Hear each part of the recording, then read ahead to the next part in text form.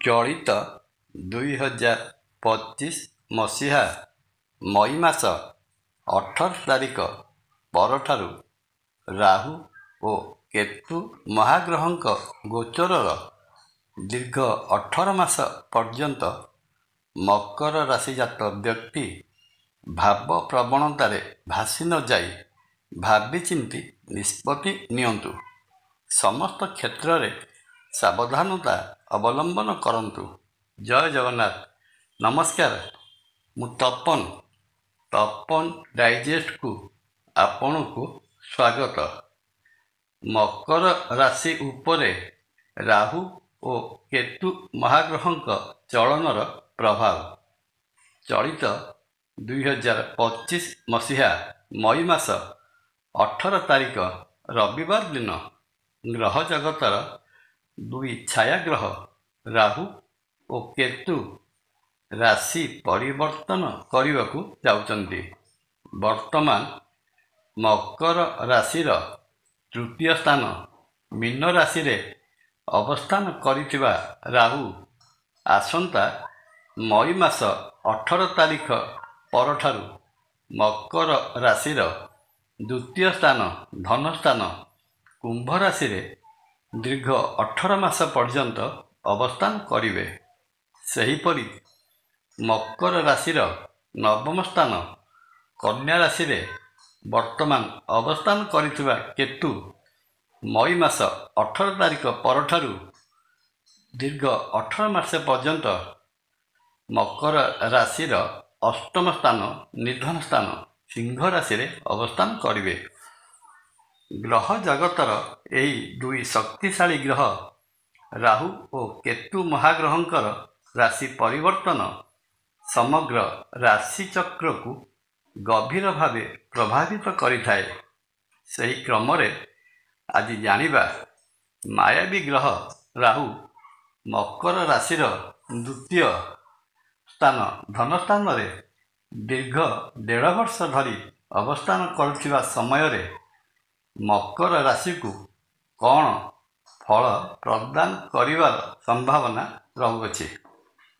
ମକର ରାଶିର ଧନଭାବ ଉପରେ ରାହୁ ମହାଗ୍ରହଙ୍କର ପ୍ରଭାବ ଦୀର୍ଘ 1.5 ବର୍ଷ ପର୍ଯ୍ୟନ୍ତ ରହୁଥିବାରୁ ଏହି ସମୟରେ ମକର ରାଶିଜାତ ବ୍ୟକ୍ତି ଧନ ସମ୍ପତ୍ତି ସମ୍ପର୍କରେ ବିଶେଷ ସାବଧାନତା ଅବଲମ୍ବନ କରିବା ଉଚିତ ହେବ।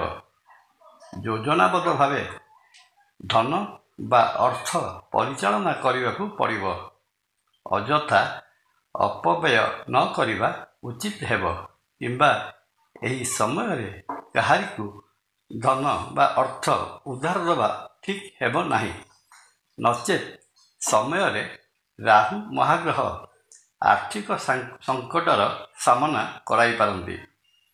ଅର୍ଥ ସମ୍ପର୍କିତ ଦେଣନେଣ ବା କାରବାର ସମୟରେ କଳି ଝଗଡ଼ା ଲାଗିବାର ସମ୍ଭାବନା ରହିଅଛି। ପାରିବାରିକ ବା ପୈତୃକ ସମ୍ପତ୍ତିକୁ ନେଇ ବିବାଦ ଦେଖାଯିବାର ମଧ୍ୟ ସମ୍ଭାବନା ରହିଅଛି। ବାଣିଜ୍ୟ ବେପାର କରୁଥିଲେ ରାହୁ ମହାଗ୍ରହଙ୍କର ପ୍ରଭାବରୁ ଆର୍ଥିକ ଲାଭ ପାଇପାରିବେ। ଅବଶ୍ୟ ଏଥିପାଇଁ କଠୋର ପରିଶ୍ରମ କରିବାକୁ ପଡ଼ିବ। ବ୍ୟବସାୟିକ ପ୍ରତିଦ୍ୱନ୍ଦ୍ୱୀ ବା ବ୍ୟବସାୟ କ୍ଷେତ୍ରରେ ଲାଗି ରହିଥିବା ଶତ୍ରୁତାକୁ ରାହୁ ସମାପ୍ତ କରିଦେବା ପାଇଁ ସକ୍ଷମ ହେବେ। ମକର ରାଶିର କ୍ୟାରିୟର ବା କର୍ମସ୍ଥାନ ତୁଳା ରାଶି ଉପରକୁ ରାହୁ ମହାଗ୍ରହଙ୍କର ନବମ ଦୃଷ୍ଟି ରହୁଥିବାରୁ ମକର ରାଶିଜାତ ବ୍ୟକ୍ତି ଅଳସୁଆ ହୋଇଥିଲେ ସୁଦ୍ଧା ଏହି 18 ମାସ ସମ୍ପୂର୍ଣ୍ଣ କର୍ମଠ ରହିବେ। କର୍ମକ୍ଷେତ୍ରରେ ଲାଗି ରହିଥିବା ନକାରାତ୍ମକ ଶକ୍ତି ବା ନେଗେଟିଭ୍ ଏନର୍ଜିକୁ ହଟାଇ ସକାରାତ୍ମକ କ୍ଷେତ୍ରରେ ବା ପଜିଟିଭ୍ ଫିଲ୍ଡରେ ପରିଣତ କରିଦେବାକୁ ସମର୍ଥ ହେବେ। ଚାକିରି କରୁଥିଲେ ରାହୁ ମହାଗ୍ରହଙ୍କର ଆଶୀର୍ବାଦରୁ ଏହି ରାହୁ ମହାଗ୍ରହଙ୍କ ଗୋଚର ସମୟରେ କର୍ମକ୍ଷେତ୍ରରେ ପ୍ରମୋସନ୍ ପାଇବାର ସୁଯୋଗ ହାତମୁଠାକୁ ଆସିବ। ରିସ୍କ ନେବେ ଏବଂ ସେଥିରେ ସଫଳ ମଧ୍ୟ ହେବେ। ରାହୁ ଶନି ଭଳି ଫଳ ପ୍ରଦାନ କରୁଥିବାରୁ ଏହି ରାହୁ ମହାଗ୍ରହଙ୍କର ଗୋଚର ସମୟରେ ମକର ରାଶିଜାତ ବ୍ୟକ୍ତିଙ୍କର ସ୍ଥାନାନ୍ତର ଯୋଗ ମଧ୍ୟ ଦେଖାଯାଉଅଛି। ମକର ରାଶିର ଦ୍ୱିତୀୟ ସ୍ଥାନ କୁମ୍ଭ ରାଶିରେ ରାହୁ ଏବଂ ଅଷ୍ଟମ ସ୍ଥାନ ସିଂହ ରାଶିରେ କେତୁ ମହାଗ୍ରହଙ୍କର 1.5 ବର୍ଷର ଅବସ୍ଥିତି ମକର ରାଶିଜାତ ବ୍ୟକ୍ତିଙ୍କର ପାରିବାରିକ ଜୀବନକୁ ପ୍ରଭାବିତ କରିବ। ପରିବାର ମଧ୍ୟରେ ପାରସ୍ପରିକ ବୁଝାମଣାର ଅଭାବରୁ ମନ ଅମେଳ ରହିବ। ଥାନା କୋର୍ଟ କଚେରୀ ପର୍ଯ୍ୟନ୍ତ କଥା ଗଲେ ଏଥିରେ ବିସ୍ମିତ ହେବାର କିଛି ନାହିଁ। କେତୁ ମହାଗ୍ରହଙ୍କର ଅଷ୍ଟମ ସ୍ଥାନରେ ଅବସ୍ଥିତି ମକର ରାଶିଜାତ ବ୍ୟକ୍ତିବିଶେଷଙ୍କ ପାଇଁ ସ୍ୱାସ୍ଥ୍ୟଗତ ସମସ୍ୟା ପ୍ରଦାନ କରିବାର ସମ୍ଭାବନା ଅଛି। ମୁହଁରେ ବ୍ରଣ, ବିସ୍ଫୋଟକ ବା ଫୋଟକା ତଥା ଚର୍ମଗତ ରୋଗ ଦେଖାଦେଇପାରେ। ଏହାଛଡ଼ା କେତୁ ମହାଗ୍ରହ ସ୍ୱାସ୍ଥ୍ୟ ଉପରେ ଗମ୍ଭୀର ପ୍ରଭାବ ପକାଇବାର ମଧ୍ୟ ସମ୍ଭାବନା ଅଛି। ମକର ରାଶି ପାଇଁ ରାହୁ ଓ କେତୁ ମହାଗ୍ରହଙ୍କର ଗୋଚର ମକର ରାଶିଜାତ ବ୍ୟକ୍ତିବିଶେଷଙ୍କ ପାଇଁ ମିଶ୍ରିତ ଫଳ ପ୍ରଦାନ କରିବାର ସମ୍ଭାବନା ରହୁଅଛି। ତେଣୁ ଚଳିତ 2025 ମସିହା ମଇ ମାସ 18 ତାରିଖ ପରଠାରୁ ରାହୁ ଓ କେତୁ ମହାଗ୍ରହଙ୍କର ଗୋଚରର ଦୀର୍ଘ 18 ମାସ ପର୍ଯ୍ୟନ୍ତ ମକର ରାଶିଜାତ ବ୍ୟକ୍ତି ଭାବପ୍ରବଣତାରେ ଭାସି ନ ଯାଇ ଭାବିଚିନ୍ତି ନିଷ୍ପତ୍ତି ନିଅନ୍ତୁ। ସମସ୍ତ କ୍ଷେତ୍ରରେ ସାବଧାନତା ଅବଲମ୍ବନ କରନ୍ତୁ। ଏ ତ ଗଲା ମୋଟାମୋଟି ଭାବରେ ମକର ରାଶି ପାଇଁ ରାହୁ ଓ କେତୁ ଚଳନର ଦୀର୍ଘ 1.5 ବର୍ଷ ପାଇଁ ସମ୍ଭାବ୍ୟ ଆକଳନ।